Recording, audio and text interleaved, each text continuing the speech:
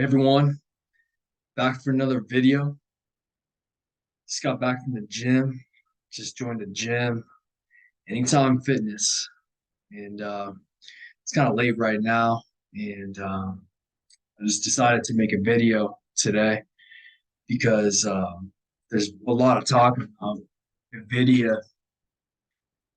Their market cap's over $1 trillion, and they had earnings today, and they beat earnings. So on Twitter, there's been a lot of talk about NVIDIA, and I just wanted to bring up a post kind of comparing it to Cisco systems from back in the dot-com bubble.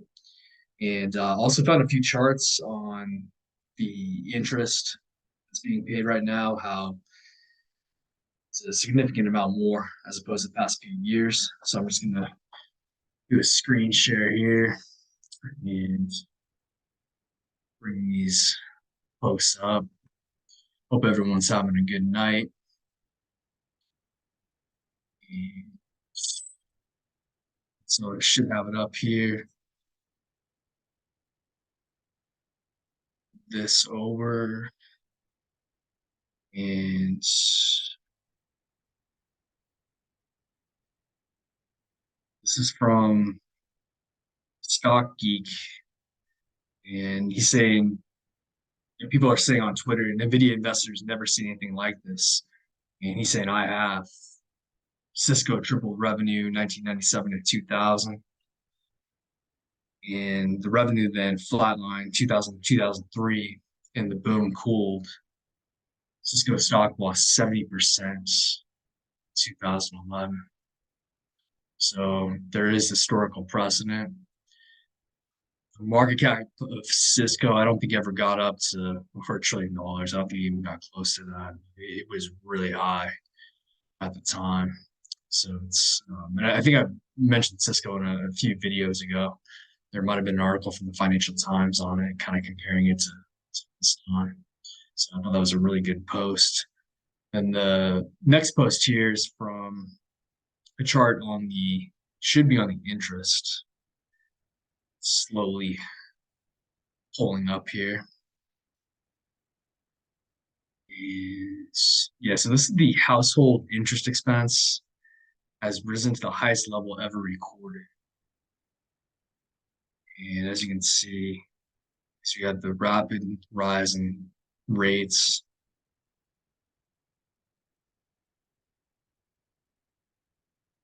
Dollar change.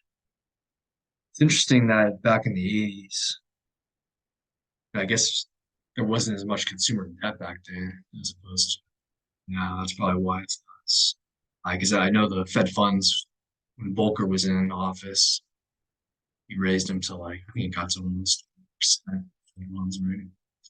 So this is just going to accumulate more debt for people and make it more difficult to service debt.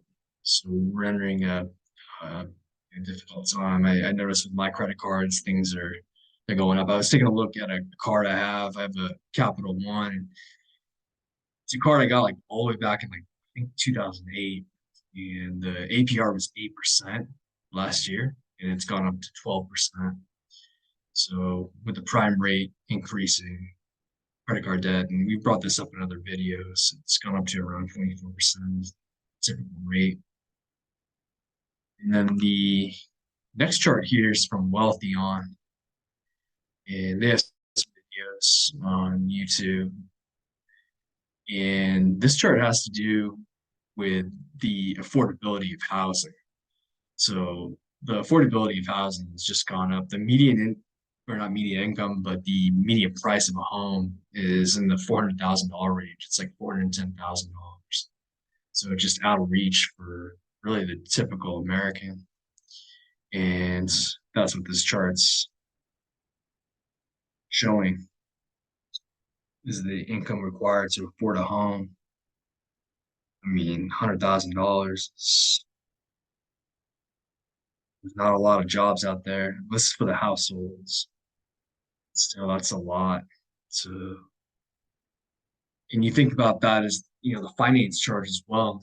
So principal is very expensive, and then the finance charge is, like I said, my credit card was at 8% last year. Well, The average mortgage rate in the last video we went over this is about 7.5%.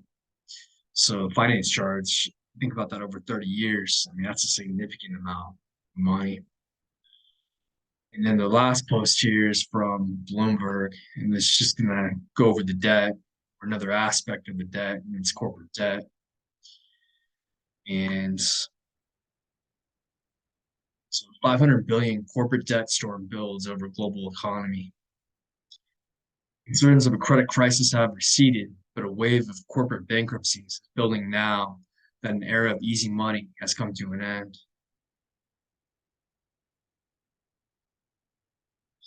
A year when big corporate bankruptcies are piling up at the second fastest pace since 2008, eclipsed only by the early days of the pandemic. So there are a lot of headwinds in the economy right now, and to see the market going up, and this isn't obviously investment advice, but I would be cautious out there because there's just there's some factors that I think are working against the economy right now. I appreciate everyone watching, and I hope everyone has a great night.